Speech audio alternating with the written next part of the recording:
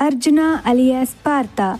ఆ పేరులోనే ఏదో మ్యాజిక్ ఉంది. వనవాసం కోసం అడవికి వచ్చిన పాండవుల్లో అర్జునుడు శివుని ప్రసన్నం చేసుకోవడానికి ఇంద్రకీలాద్రి కొండపైన తపస్సు చేస్తాడు. ఆ తపస్సు ఎంత ఘోరంగా ఉంటుందంటే చాలా తక్కువ భోజనం తీసుకుంటూ కొన్ని రోజులు నీటిలో, ఇంకొన్ని రోజులు ఒంటికాలిపై, ఇంకా గాలిలో కూడా తపస్సు చేస్తాడు. దానితో అతని చుట్టూ అగ్ని జ్వలిస్తుంది, భూమి కంపించిపోతుంది. కానీ శివుడు ఇంకాస్త పరీక్షిద్దామని కైలాసం దిగి కిరాట అనే ఒక వేటగాడి రూపంలో వస్తారు. ఒక క్రూరమైన అడవి పంది అర్జునుడిని డిస్టర్బ్ చేయడంతో కిరాట, అర్జునుడు ఇద్దరు బాణాలు వేస్తారు. అక్కడ ఎవరు చంపారు అని వాదనలో ఇద్దరు వాళ్ళ శస్త్రాలతో యుద్ధం చేస్తారు. కానీ ఆ వేటగాడు అర్జునుడి ఆయుధాలన్నీ ధ్వంసం చేసేస్తాడు. ఆయుధం లేకపోయినా, రక్తం ప్రవహిస్తున్నా సరే చెట్లతో రాళ్లతో కూడా ఘోరంగా పోరాడతాడు అర్జునుడు. చివరికి అర్జునుడు చిన్న శివలింగం చేసి పూలదండ వేసి ప్రార్థిస్తాడు. తీరా చూస్తే ఆ పూలమాల వేటగాడు కిరాట మెడలో కనిపిస్తుంది. ఇంకా అర్జునుడికి మొత్తం అర్థమైపోతుంది.